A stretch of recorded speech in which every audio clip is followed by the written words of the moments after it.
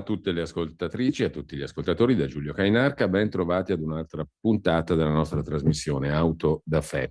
Quest'oggi parliamo di un libro, o meglio, partiamo da un libro del quale poi parleremo con l'autore e anche con il collega Felice Manti del giornale, il libro di Ezio Gavazzeni che si intitola I cecchini del weekend, un'inchiesta sui safari umani a Sarajevo. Il libro viene concluso con un profilo molto interessante dal punto di vista criminologico, ma non solo, che è tracciato dalla nostra ospite, con la quale abbiamo il piacere di conversare in questa puntata. Martina Radice, che saluto e che ringrazio, buongiorno, ci diamo del tu se sei d'accordo per comodità di conversazione. Buongiorno Martina e grazie.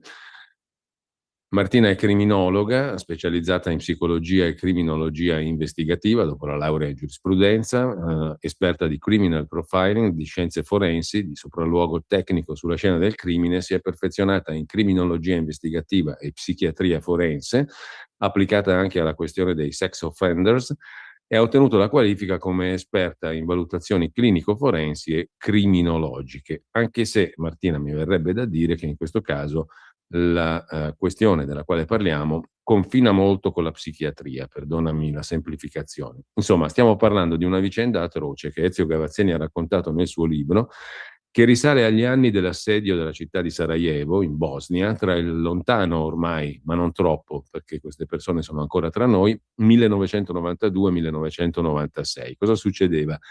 Che persone molto facoltose, ricche, provenienti da diversi paesi, purtroppo metà di costoro, mi sembra, documenti il libro di Ezio, sono italiani, sono stati italiani. Ebbene, questi ricchi pagavano somme ingenti, colossali per le persone comuni, per poter affiancare i cecchini dell'esercito serbo-bosniaco, ma non solo, perché nel libro si documenta chiaramente che su tutti i fronti avveniva questo, sul fronte croato contro i serbi, sul fronte serbo-bosniaco contro i musulmani, insomma, sotto tutti però i punti di vista, e la questione parrebbe continuare, era diciamo così stata preceduta dal Libano e parrebbe continuare adesso in Ucraina e nei teatri di guerra, ma persone che pagavano fior di soldi per andare a sparare a persone inermi, a civili, in questo caso nella capitale della Bosnia, Sarajevo. Il libro è pieno di testimonianze di prima mano, adombra l'esistenza di un'organizzazione, ci spiega come avvenivano questi safari del weekend, si partiva il venerdì, si tornava la domenica, e le tariffe pagate da questi facoltosi clienti cecchini per sparare a bersagli umani. Si pagava di più se si sparava a bambini e se si ammazzavano bambini, donne, anziani e uomini avevano tariffe diverse, decrescendo fino agli anziani. Le testimonianze sono di prima mano in questo libro e i clienti appunto erano anche italiani, alcuni dei quali molto noti, notissimi nei loro ambienti, ma non solo, perché si parla di gente che frequenta ancora oggi in qualche caso i programmi televisivi. I prezzi che pagavano erano equivalenti a quelli che si pagherebbero oggi per comprare un appartamento, magari non a Milano, ma in qualsiasi media città. Martina, tu hai tracciato al termine di questo interessantissimo libro, I cecchini del weekend, lo ripeto, edito da Paper First, la casa editrice del Fatto Quotidiano. Alla fine del libro tu tracci un profilo che è criminologico, ma che sconfina, dicevo prima, nella psichiatria, no? Perché vorrei partire da qui e ti lascio subito la parola. Viene difficile pensare che persone possano giungere a questi livelli di criminalità mostruosa. È un caso psichiatrico o è un caso, come dire, criminologico? Perdonami questa forse stupida domanda, ma che serve solo per iniziare la nostra conversazione. Poi ci sono tanti spunti che il tuo breve saggio, ma densissimo, per chi leggerà il libro se ne accorgerà, contiene. A cosa siamo davanti? Allora, hai detto bene, non è una domanda assolutamente stupida. Purtroppo si fa un'associazione comune. Un soggetto che viene considerato psichiatrico molte volte viene considerato allo stesso tempo pazzo. Qui siamo sì nell'ambito della psichiatria, in particolar modo della psichiatria forense, ma questi soggetti non sono assolutamente pazzi. Non bisogna parlare di follia, perché i soggetti che io ho analizzato nel profilo criminologico, li ho inquadrati nell'architettura psichiatrica e psicologica della psicopatia d'élite.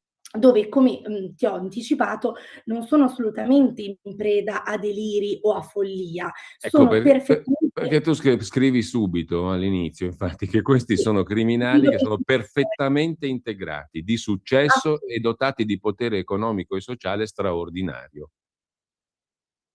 assolutamente, sono soggetti che io ho definito come maestri della dissimulazione, ossia il fatto che percorrano i corridoi del potere e siano soggetti, con una grande disponibilità economica, ma anche inseriti in maniera, importante all'interno della società, consente loro di dissimulare, ossia nessuno potrebbe mai pensare, nemmeno mai immaginare, che determinate categorie di soggetti potrebbero mai compiere Mh. reati così gravi. Ecco, Quindi attenzione, perché noi stiamo parlando di un periodo delimitato, l'oggetto del libro, ma come ho accennato brevemente prima, prima di quel periodo, prima della Bosnia e di Sarajevo 92-96 e dopo, fino ai nostri giorni Ucraina, questi qua continuano a fare i cecchini del weekend. Ci sono ancora, sono in fianco a noi, magari li incontriamo quando siamo al lavoro, all'università o altrove. esatto, la domanda che ci siamo posti proprio io e Ezio è stata questa, ossia, questi soggetti, una volta terminata la guerra in Bosnia, che cosa hanno fatto? Come hanno ricercato Mh, l'adrenalina che è la base, il movente proprio di questi cecchini per poter sopravvivere? Quindi, come hai detto giustamente tu, prima e dopo questi soggetti hanno sicuramente compiuto reati o simili, quindi hanno partecipato ad altri contesti bellici, come ad esempio Gaza, che noi sappiamo che mh. c'era proprio il turismo di guerra, che organizzavano dei veri e propri picnic per vedere, in questo caso, e non partecipare, le persone che saltavano per aria, letteralmente, ma nel frattempo che cosa hanno fatto? Quindi, sì, si tratta di soggetti che sono perfettamente integrati nella società e non sono Mh, folli, perché loro sì. conoscono perfettamente le norme sociali, etiche e anche giuridiche, ma scelgono di violarle. Ecco, tu scrivi Perché?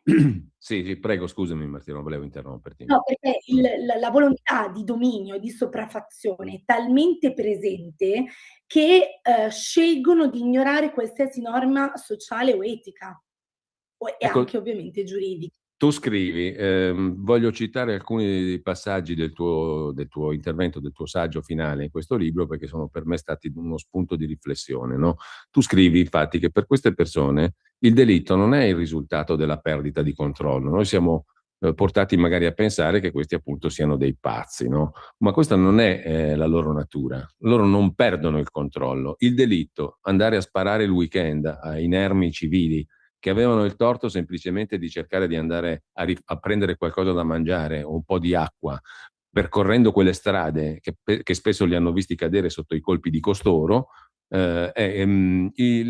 questi delitti per loro sono il culmine di un atto di potere, tu scrivi, intenzionale e lucido, che trasforma questa violenza in un atto puramente ricreativo e la vita umana in una merce che si scambia per piacere, perché dietro c'è tutto il tariffario e le organizzazioni, lato non meno mostruoso, perché un altro profilo mostruoso è quello di coloro che organizzavano e poi tacevano.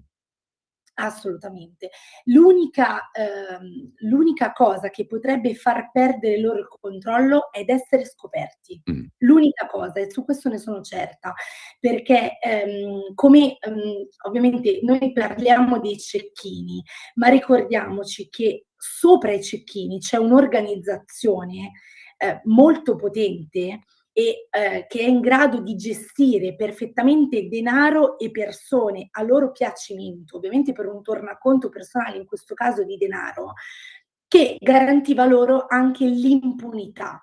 Quindi il fatto di nascondersi, di sparare a distanza a persone che stavano, come dici tu, percorrendo una strada per andare a prendere i viveri necessari per affrontare la guerra e sparare scegliendo la vittima, attenzione, non sono, Sì, sì, sì. soggetti che, sparano al primo che capita. Qualsiasi vittima che purtroppo è caduta, in questo scenario, assurdo, è stata scelta dal bambino all'anziano e ovviamente dal punto di vista criminologico anche la scelta della vittima ha un'osservazione specifica, nel senso che il fatto di scegliere un bambino o una ragazzina giovane, perché sappiamo che erano predilette soprattutto le ragazze carine, questo io metto le virgolette perché c'è stato riportato da diversi testimoni, diverse persone che hanno deciso di parlare, è una scelta precisa, ossia io so che tu sei un emblema di bellezza, di giovinezza, di fertilità e io scelgo in maniera deliberata di toglierti la vita perché voglio dominare te. Io sono Dio, tu non sei niente. Il ragionamento degli psicopatici è molto semplice. Non è articolato, loro sono soggetti sicuramente intelligenti e proprio per questo motivo rivestono ruoli professionali molto importanti.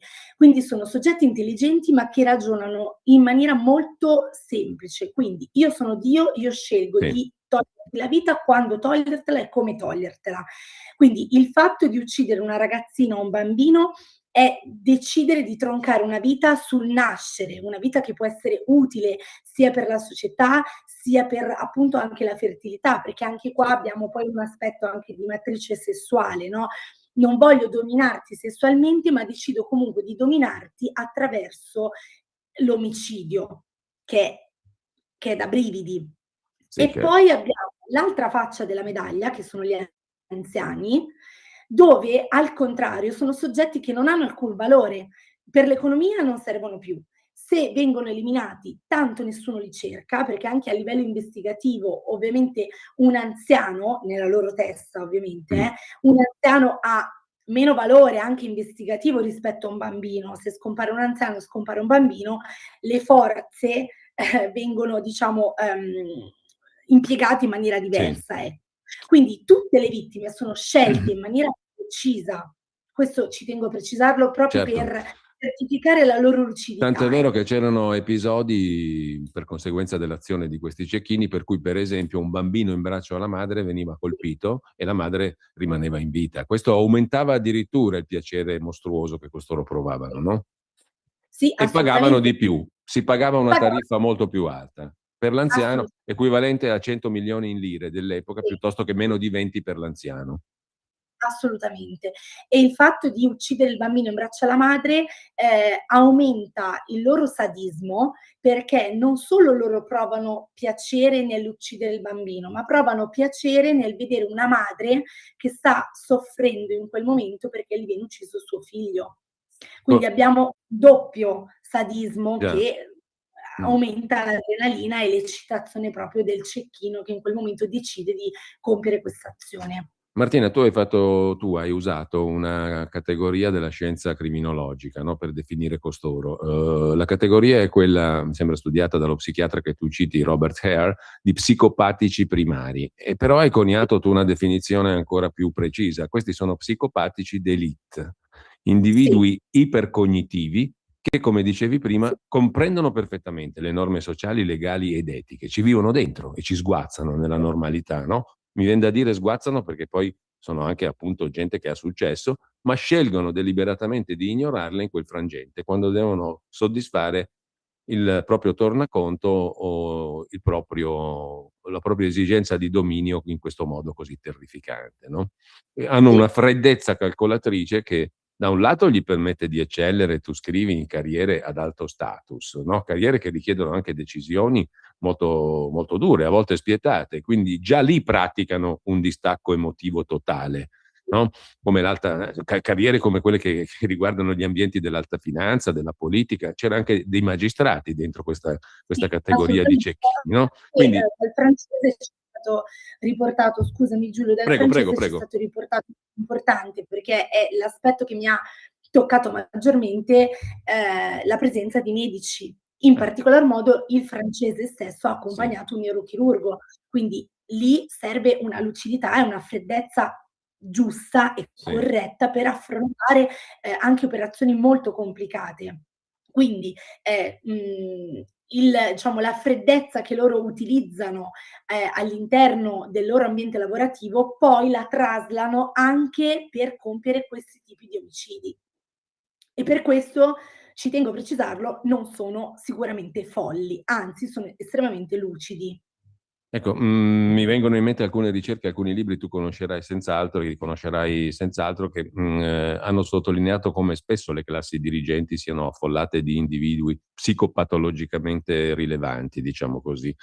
Non arrivano magari a questi livelli, però la psicopatologia presso chi ricopre ruoli importanti, decisori, dalla politica alla magistratura, anche alla medicina e alla chirurgia, non è cosa rara.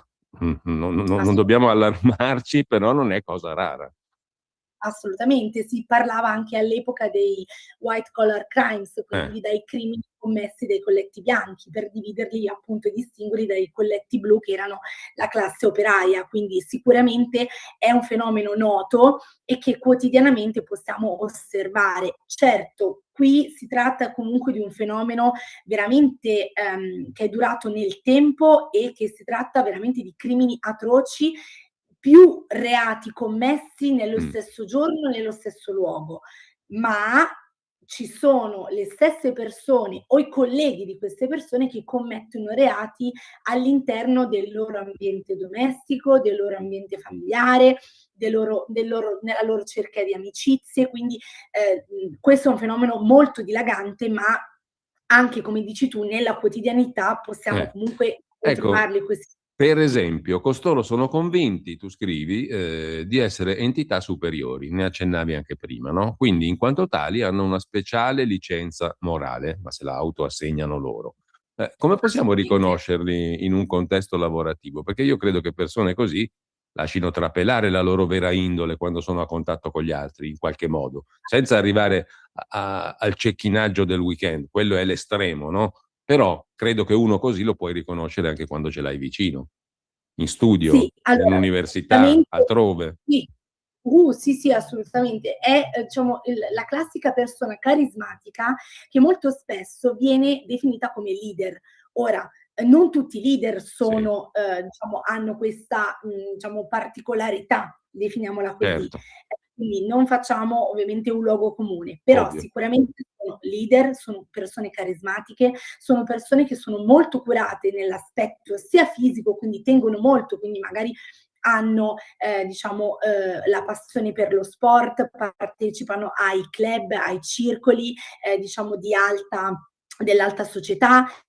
Sono soggetti che comunque hanno un egocentrismo puro e soprattutto sono soggetti che non vogliono mai essere contraddetti. Quindi anche quando facciamo riferimento nell'ambito, come dicevi tu, universitario o lavorativo, sono Mm. soggetti che, se pensiamo al nostro imprenditore o ad esempio al nostro capo, nel momento in cui viene fatta un'osservazione oppure lì si va contro per determinate questioni, il soggetto prende subito decisioni drastiche, quindi licenziamenti, ovviamente in Mm. questo caso legittimi, situazioni di dominio o di, ne conosciamo tante, anche di mobbing sul lavoro, dove i lavoratori vengono sottoposti a degli stress eccessivi a causa di un unico soggetto che domina appunto i suoi sottoposti. Quindi sono assolutamente riconoscibili non solo nell'ambito lavorativo, ma anche nell'ambito veramente delle amicizie, oppure dei propri compagni o mariti. Quindi veramente sono gli psicopatici, come hai detto tu, della porta accanto, sono Sì, presenti sì. ovunque e diciamo si vanno a braccetto insieme ai narcisisti, patologici ovviamente, perché le 2 personalità poi hanno dei tratti comuni, ecco. Ecco, altro aspetto molto interessante, c'è un capitolo del tuo breve saggio che si intitola, che è dedicato al prezzo nascosto di questo tipo di personaggi d'élite, no? Perché comunque costoro, tu scrivi, hanno devastante. Vogliamo parlare di questo aspetto, che non è immediatamente magari percepibile, che però è rilevante, molto rilevante. Sì, assolutamente. Il prezzo nascosto, come dirti, si tratta di persone che hanno una disponibilità economica veramente Perché tu giustamente dici enorme. questi hanno un costo sociale anche per un Sì, banalissimo motivo, perché appunto non sono confinati in carcere o negli ospedali no, psichiatrici giudiziari, no. sono spesso al vertice delle nostre istituzioni. Esatto, esatto. Quindi hanno poteri di decisione anche sulla vita degli altri. Lo stesso potere viene poi effettuato anche su questi crimini che sono veramente terribili. Inoltre, soltanto l'idea di poter investire il proprio denaro per poter uccidere, come lo possiamo definire? Cioè, io ho 100 milioni di lire in tasca e decido di investirli per uccidere un bambino. C'è stato riportato, sempre dal francese, che un Sì, imprenditore italiano ha speso 380 milioni di lire in un solo weekend, solo di perché ha fatto caccia. 6 vittime. Sì, solo di caccia, e in più ci dobbiamo aggiungere Viaggio. il viaggio e l'alloggio. Quindi Certo. parliamo di oltre 500, non lo so, milioni di lire per affrontare un solo weekend. Quindi siamo nei corridoi del potere di soggetti che dovrebbero essere, perché ovviamente io non voglio attaccare nessuna categoria, perché poi quando facciamo i nomi dei vari professionisti che hanno fatto parte di questo cecchinaggio, le categorie di riferimento si arrabbiano. Sì, Però io voglio essere precisa, nel senso che noi sappiamo che ci sono stati magistrati, avvocati, notai, neurochirurghi, medici, sì, anche soggetti figli di papà, okay, sì. quindi non voglio che nessuna categoria si offenda, anche perché, non c'è motivo, però questa è la realtà dei fatti. Stiamo parlando di, ad esempio, un magistrato o un politico che dovrebbero garantire per i cittadini, non, dominare, sopraffare e uccidere. E comunque stiamo parlando di gente che ha una disponibilità economica fuori dalla portata delle persone comuni, questo è evidente. Quindi fa già Assolutamente. parte di un'elite anche solo per quello. E non è una, e non è una Assolutamente questione di classe o di ideologia parlare di no, elite, questa è un'elite di fatto, punto e basta. E sono le assolutamente. elite che abbiamo nelle nostre istituzioni, nella finanza, appunto negli ambienti anche lavorativi che citavi tu, no? E nei loro contesti aziendali, politici, istituzionali, costoro vengono anche riconosciuti come leader, no? Perché la capacità di mentire, come tu scrivi, diventa abilità negoziale. Quello non è un mentitore, un bugiardo, un pericoloso, è uno che è abile a raggiungere il suo obiettivo, quindi è un leader, giusto? Esatto, a costo di qualsiasi cosa, Ecco, tra ovviamente. l'altro tu osservi in questo, ripeto, saggio breve ma densissimo che conclude il libro di Ezio Gavazzeni, I cecchini del weekend, osservi che costoro poi hanno un costo sociale che si traduce anche semplicemente nel malessere di chi è loro sottoposto, no? Perché sono Sì, protagonisti di microaggressioni seriali, come tu sì, le chiami, che diventano devastazione psicologica dei sottoposti, manipolazione finanziaria magari dei loro soci o partner, sì, umiliazione delle persone vulnerabili. E il minimo comune denominatore di tutte queste azioni che subiscono coloro che sono a fianco di costoro è la distruzione dell'identità, del benessere economico e della salute mentale delle vittime. Con altro aspetto, diciamo aberrante, ma realisticissimo, con il consenso e la passività di chi circonda costoro, perché poi costoro sono circondati anche da persone che li rinforzano nel loro agire, per proprio tornaconto magari, no? sì. Allora, diciamo che questo aspetto è stato poi inserito come un ulteriore, filone di indagine, anche per cercare di aiutare la procura, perché Certo. io ritengo che questi soggetti, Ah, diciamo, commettano. scusami Martina, diciamo a beneficio di chi ci ascolta che tutto questo tuo lavoro e il lavoro investigativo e giornalistico di Ezio si è poi tramutato in un esposto alla Procura di Milano che sta indagando su queste persone per dar loro un nome e un cognome e finalmente far pagare a loro le loro responsabilità. Chiusa parentesi. Assolutamente sì. E quindi io avevo comunque, ragionato sul fatto che questi soggetti, sono portati ad essere recidivi e quindi potrebbero comunque commettere o aver commesso negli anni a seguire questa tipologia di reati che tu hai appena elencato, che sono diciamo meno eclatanti rispetto al fenomeno del cecchinaggio. Quindi, di andare comunque a cercare nell'ambito domestico che è molto Mm, ristretto, lavorativo, quindi queste microaggressioni anche all'interno della famiglia, perché si tratta comunque di soggetti che, come certo. dicevo prima, essendo ben inseriti in società, hanno una famiglia, hanno dei figli, hanno gruppi di amici. che quindi non sono soggetti isolati, e quindi di andare a cercare all'interno di questi piccoli nuclei che potrebbero, diciamo, aiutare a trovare un filone di indagine, Certo, quindi certo. una segnalazione per mobbing, una segnalazione anche per violenza sessuale, perché poi io ritengo difficile anche che questi soggetti possano aver denunciato, considerando l'importanza e la potenza di questi cecchini. Quindi Certo. magari anche le segnalazioni fatte alla polizia, alle autorità, e aiutare poi a ricostruire la rosa dei sospettati, Ecco, c'è un ecco. altro aspetto che mi ha colpito molto e che tu metti in luce in maniera estremamente chiara nel tuo saggio, il fatto che la ricchezza di costoro li protegga, no? Perché loro si possono permettere di pagare per la segretezza, perché non venga fuori nulla, di far archiviare denunce per reati anche gravi, magari non connessi ai cecchinaggi del weekend, ma appunto, come dicevi, violenze sessuali, maltrattamenti. I dossier che li riguardano possono essere insabbiati, possono comprare il silenzio, la noncuranza del sistema e quindi possono corrodere le istituzioni, quindi fanno un gravissimo danno anche non solo sociale, ma anche alle istituzioni. Questo è un altro aspetto Assolutamente, importante. sì, sì, perché sono talmente, a livello alto della società che possono permettersi di fare qualsiasi cosa, Istituzioni quindi anche naturalmente corruttibili, perché se fossimo davanti a... assolutamente, certo. ovviamente qua, le cose si fanno sempre in 2, però se io, penso ad un magistrato, ovviamente mi viene molto più semplice pensare rispetto a un operaio, cercare di insabbiare o dirigere le indagini verso una determinata, strada piuttosto che un'altra.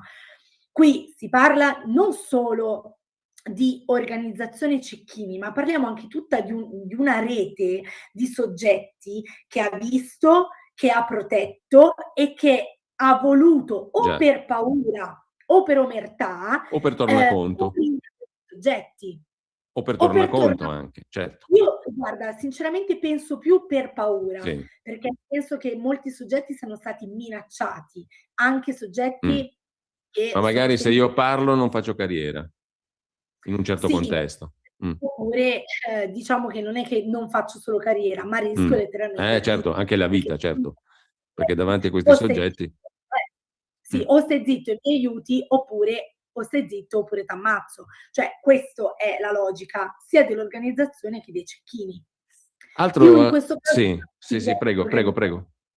no, ti direi di più dell'organizzazione, Sì, più che dei sì, sì, soggetti sì. stessi, perché loro erano protetti, quindi loro non hanno dovuto neanche entrare in contatto con determinati soggetti per coprirli, è più l'organizzazione che doveva garantire loro l'impunità, perché loro pagavano molti A caro soldi, quindi prezzo, certo.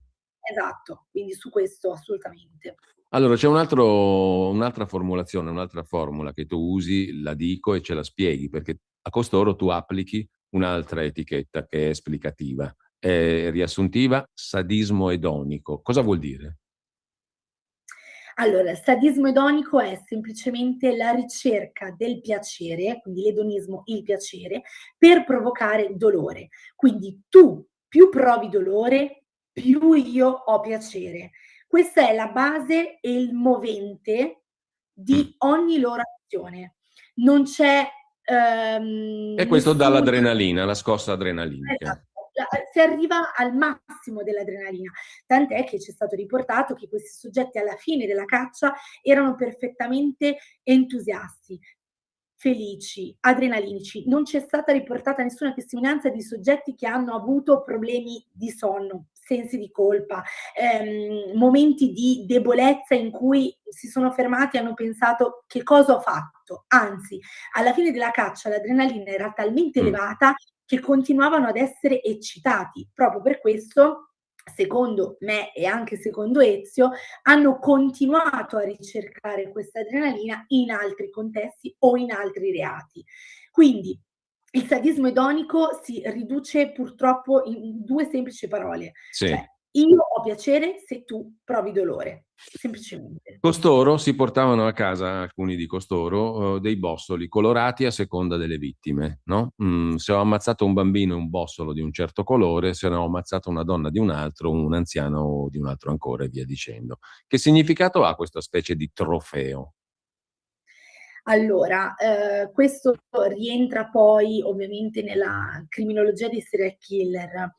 Se noi pensiamo nei vari casi di cronaca che possiamo conoscere, ad esempio mi viene in mente, il primo che mi viene in mente è il caso di Elisa Claps, dove Sì, Danilo Restivo tagliava i le capelli ciocche di delle, capelli.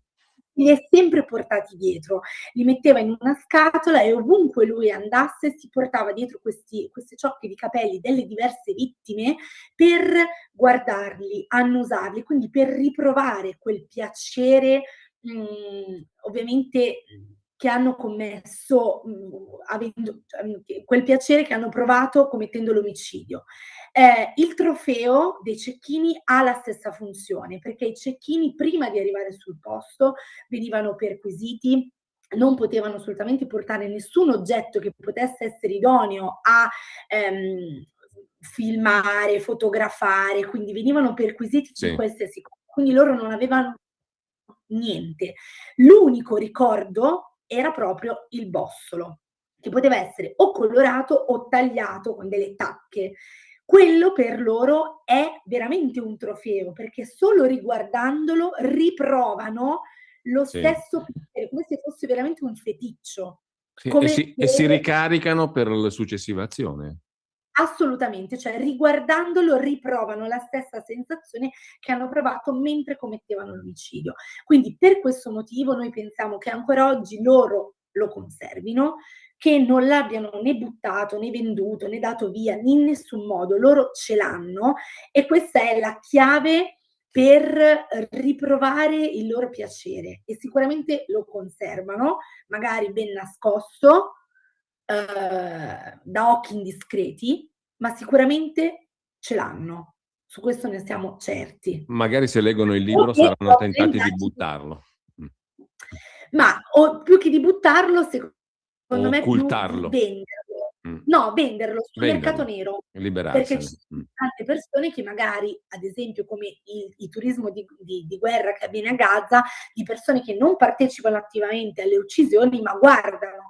Quindi ci sono altrettanti soggetti che solo l'idea che quel bossolo ha ucciso un bambino, ma non hanno partecipato, può provocare il loro piacere e quindi Ecco, sarebbero disposti anche a comprarlo a caro prezzo. Martina, un paio di aspetti, perché tu scrivi, come hai già detto poco fa, che la complicità passiva è il vero veleno che ha nutrito la lunga carriera criminale di questi individui. Questa complicità passiva, questo silenzio, questa omertà, naturalmente l'avete riscontrata anche ad oggi, no? Si riscontra ancora oggi. Soprattutto oggi, Mm, perché noi sappiamo che ci sono persone che sono conoscenti, amici, parenti dei cecchini e una volta contattati non parlano, non definiscono nemmeno il fenomeno, dicono semplicemente io non voglio parlare di quella cosa là. Ma non ci rendiamo conto che questi soggetti, non parlando per paura o per omertà, sono semplicemente complici dei cecchini. Quindi se pensano di essere delle persone diverse o migliori dei cecchini, avendo questo comportamento, sono uguali a loro. Anzi, permettono al cecchino stesso di continuare a proliferare. Quindi quando è venuta fuori questa terribile storia, tutti dicevano: ma com'è possibile? Per 30 anni non è mai venuta fuori". No, sì, si certo, sapeva, ma nessuno ha certo. mai fatto qualcosa per poter, portare la verità dei fatti. Nessuno l'ha fatto. Tutti lo sapevano, era una leggenda metropolitana, ma no, non è vero, io lo so e infatti adesso ci sono tante persone che stanno decidendo di parlare e di raccontare quello che sanno, ma ci sono tante altre che ancora rimangono nell'omertà. Quindi sinceramente, se posso fare un appello, Sì, che chiunque sa anche un minimo dettaglio e ha un'etica morale e sociale, che parli. Se non se la sente di parlare con le autorità direttamente, ci contatti. Almeno possiamo ricostruire un fenomeno, okay, perché se si è arrivati certo. così dopo 20 anni perché nessuno ha parlato, ma tutti sapevano, siamo sempre lì. E questo è l'altro aspetto importante e, diciamo, significativo del tuo breve saggio che conclude questo libro. Ci salutiamo con questo appello, Martina, e anche con l'importanza del saper riconoscere i comportamenti di costoro nella quotidianità, perché come tu hai documentato molto bene, l'abbiamo già detto ma lo ripeto, questi soggetti poi con l'avanzare dell'età diventano sadici in un'altra maniera, senza magari sparare col fucile, ma fanno lo stesso male alle persone che hanno intorno. Bisogna saperli riconoscere. Io ringrazio davvero Martina Radice, che è autrice di questo saggio che conclude il libro di Ezio Gavazzeni, I cecchini del weekend, edito da Paper First, e ne riparleremo. Grazie Martina Radice, grazie mille davvero.